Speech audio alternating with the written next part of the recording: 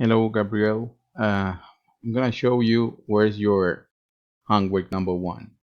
This is your homework number one, what you delivered, and this is a document. I assume it's a PDF document with endocrine organ histology. I recalled you were coursing anatomy and physiology one, and this material is for anatomy and physiology two.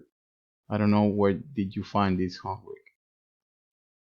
Here you can see the link for homework number one, and here you have your instructions and your rubric for the homework number one, and here you have the distribution of learning outcomes for homework number one. If you open this link, it's an Excel table, and you can get your name here, right here, and it says your objective it's 1.6 sub 11.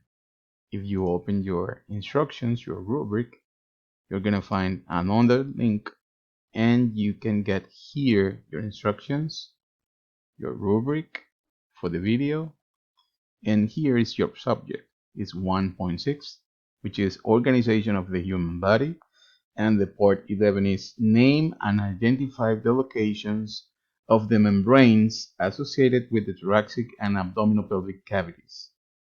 By the way, you have to make a note in your discussions as every single student here, and you have to put here your subject.